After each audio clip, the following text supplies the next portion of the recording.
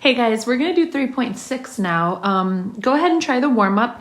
On this warm-up, you are finding the areas of this function that are increasing and the ones that are decreasing. So just a reminder on how to do that.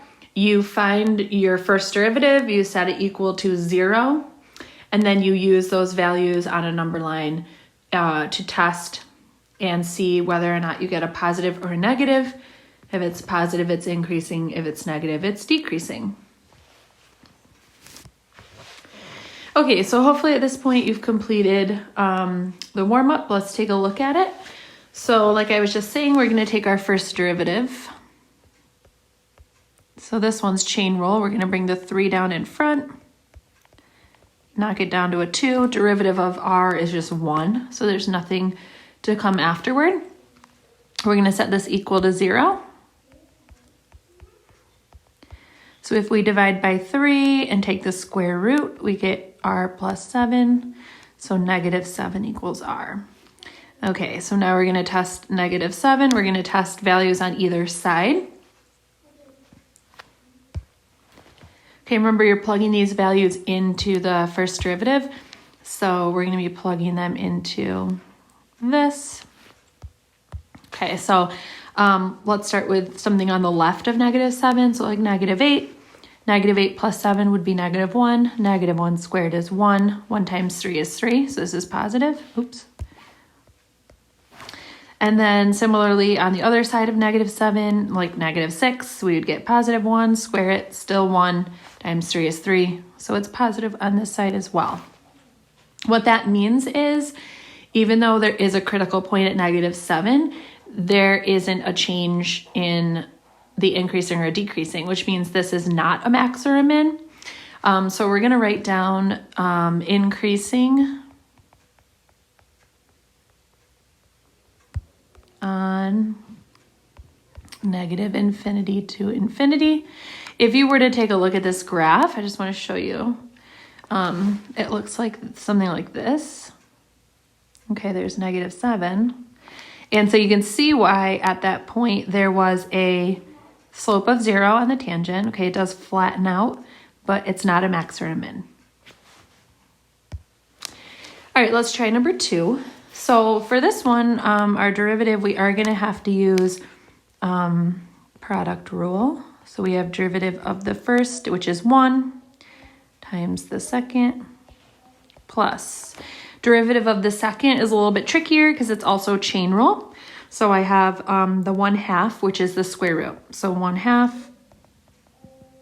8 minus x squared to the negative 1/2. Derivative of the inside is negative 2x times the first x. All right, so a little bit of reducing is going to help us out here. You probably noticed we have a 1/2 and a negative 2. So that's just going to become a negative 1. And then here, this would become x squared. Okay, so we can kind of reduce that one. All right, so let's see what we got here. 0 equals radical 8 minus x squared minus, and then since this is to the negative half, that's going to go on the bottom. Okay, and then my x squared I can put on the top.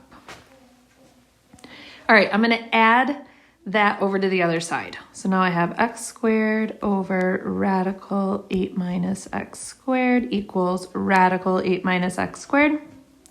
If I were to cross multiply here, I would just get x squared equals, and then the square roots cancel.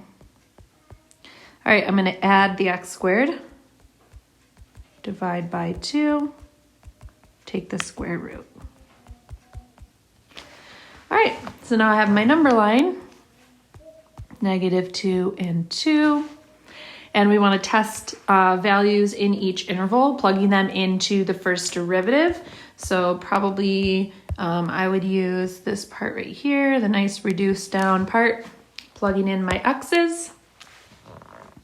And I'm getting a negative here, a positive here, and a negative here. So I would write that this function is increasing on negative 2 to 2, and it is decreasing on negative infinity to negative 2 and 2 to infinity.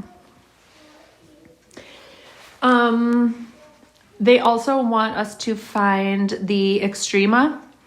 So on this one, since we were decreasing to negative 2 and then increasing, that makes negative 2 a minimum. Min at negative 2. And then since it was increasing to 2 and then decreasing, that makes 2 a maximum. So max at 2. I guess on number 1, we should write no extrema.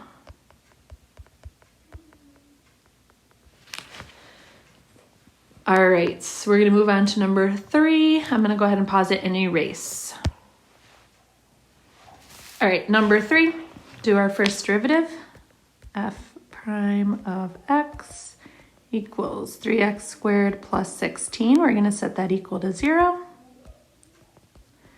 We're going to minus the 16, divide by 3. And then here, oh, oops, I made a mistake. It should have been 9x squared. Sorry about that. Okay, and then something interesting about this one is we have x squared equals a negative. That can't happen. So on this one, there are no zeros. So what that means for this function is that there are no extreme values and that this function is increasing on the entire function. So let's write down increasing on negative infinity to infinity. And the way we know that's increasing all the time is because this will always be positive no matter what x value I have, right? Okay, and then we can also write no extrema. So if you were to look at this, it's this sort of a, oopsie, this sort of a function like that. That's a bad graph, but you're welcome to graph it. All right, today we are going to do 2 practice questions of curve sketching, and then you guys will have a couple of questions of homework for curve sketching. Okay, so let's look at number 1. And I didn't give you the steps on this one, so you really just want to go through in your mind kind of all the little checklists that we did from 3.5, okay? So on this one, let's first think about domain and range. Look at your denominator. Remember that your denominator cannot equal 0. On this one, it's 1 plus x squared.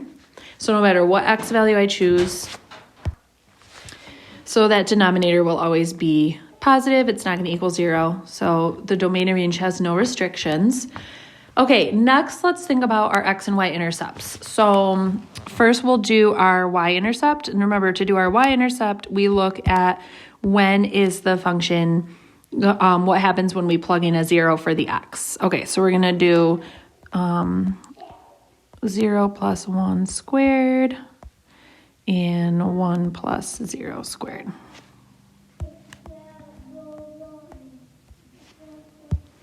Okay, so this is on the top 1, on the bottom 1, so y equals 1. Okay, so I have a y-intercept at 1. For my x-intercept, I'm looking at when is this function equal to 0, because 0 is the y for this to do the x-intercept.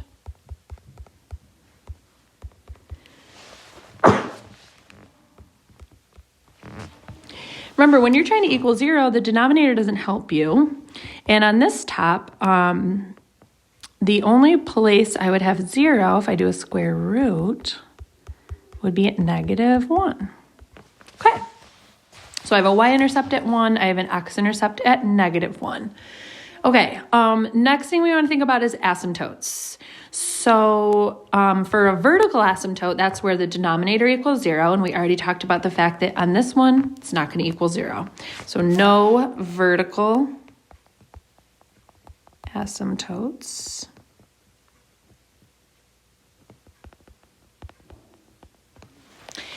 And then for horizontal asymptotes, that is dealing with the highest power in the numerator and denominator. So my highest power in the numerator is going to be x squared. My highest power in the denominator is x squared. So for my horizontal asymptote,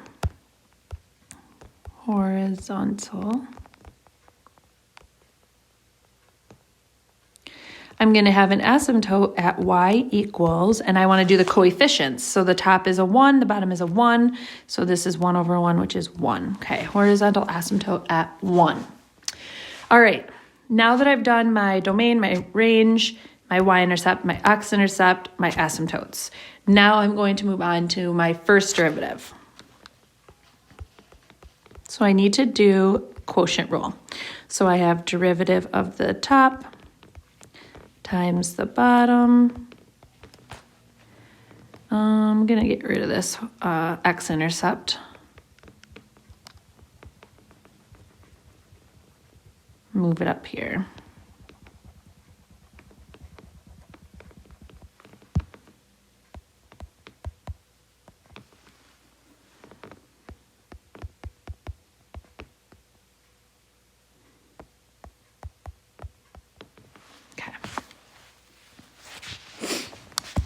All right, so we did our derivative of our top times the bottom minus derivative of the bottom times the top all over the bottom squared.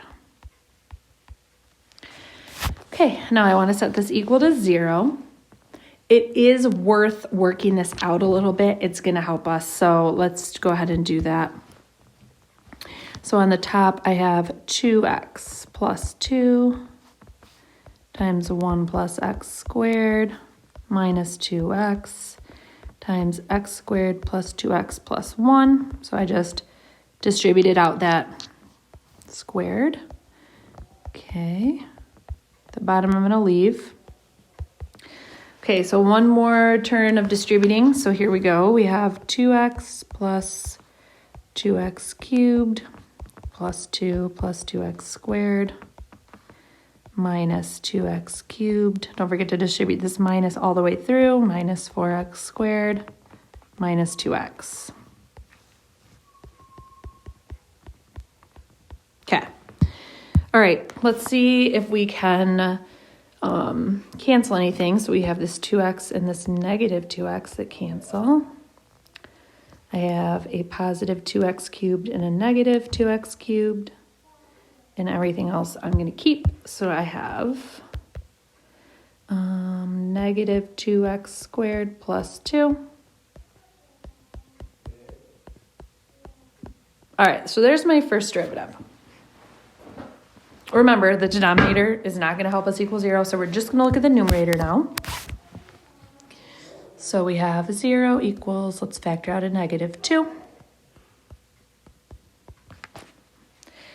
The negative 2 kind of goes away when we divide it over to the other side, and so we have x squared minus 1 equals 0. Add 1 to both sides, and then take the square root. So we get plus or minus 1. All right, so we're going to make our number line. We have negative 1 and 1. So we're going to plug in, here's our first derivative. We're going to plug in our values into that. So we could try like negative 2 would work. We're going to get a negative. 0 gives us a positive, and 2 gives us a negative. So that means that this is decreasing on this interval here. Decreasing, increasing, decreasing. If it's decreasing to increasing, that makes negative 1 a max. And then if it's increasing to decreasing, min. It was going down to up, so it's a min, and then up to down, that makes this a max. All right. So I'm going to just move some of this work up here so we can do our second derivative. Hang on.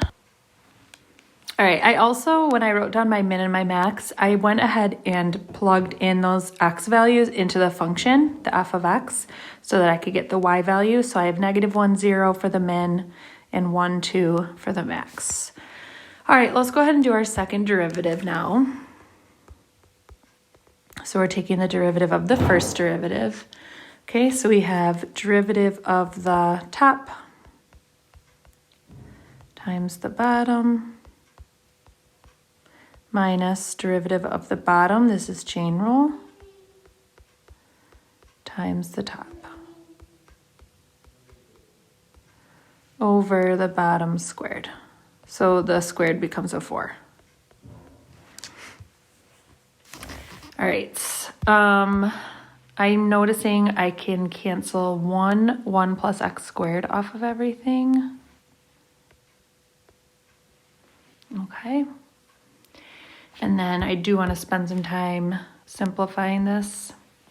So on the top, I'll have -4x minus 4x cubed. And then I have minus 4x times -2x squared plus 2.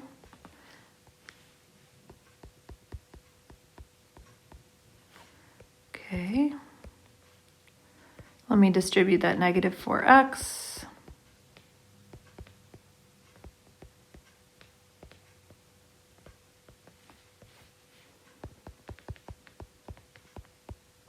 Okay. All right, combine like terms. So I have 4x cubed minus 12x. And then this is equaling to 0. Oops, that was a squared. I messed that up.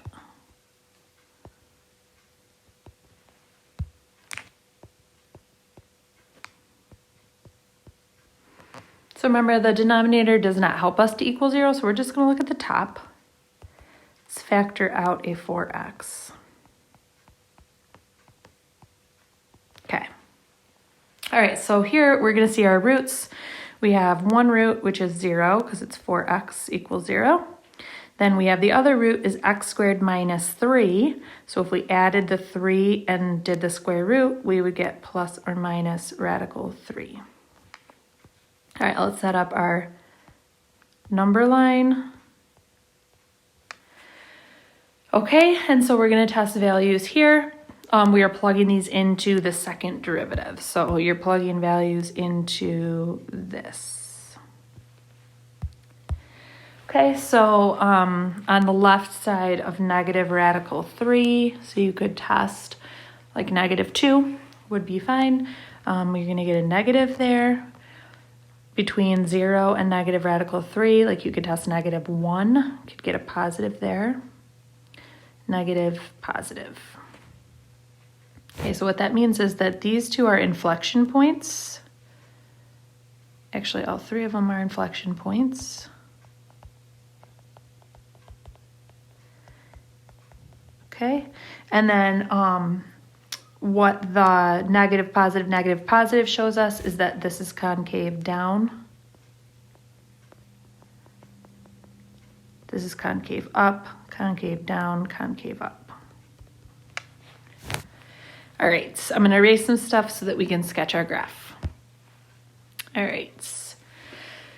Okay, so I'm going to go ahead and sketch my graph. So the first thing I want to do is put on any of my intercepts. So I have a y-intercept at 1. I have an x-intercept at -1. I want to go ahead and write down my asymptote at 1.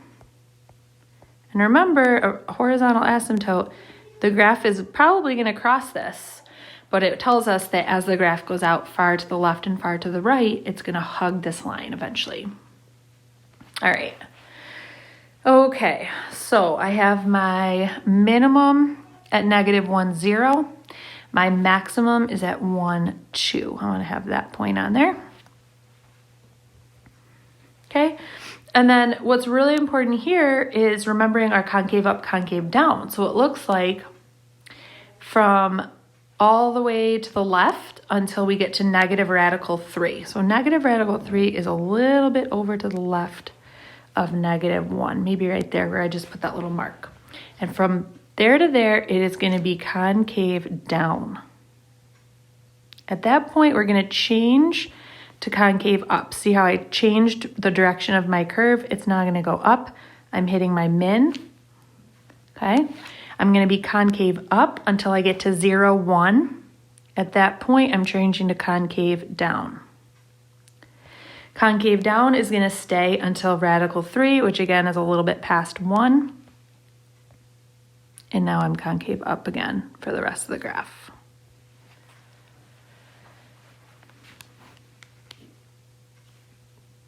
All right, go ahead and make sure you have all of that done. And then we're going to try number 2.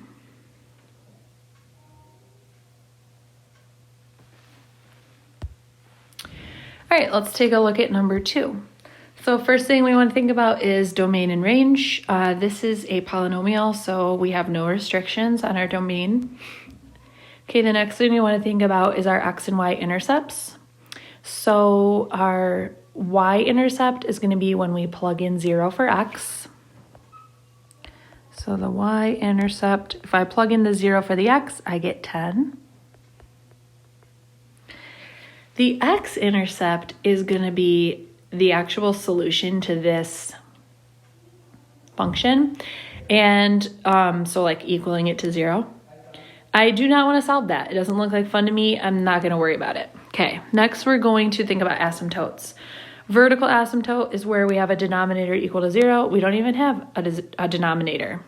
Horizontal asymptote, again, we need a numerator and a denominator to look at the powers of the x. We don't have that, so this means no asymptotes.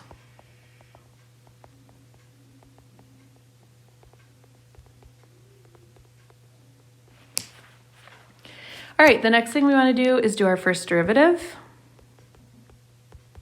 So we have 4x cubed minus 12x squared. We want to set that equal to 0. I can factor out a 4x squared. So x minus 3.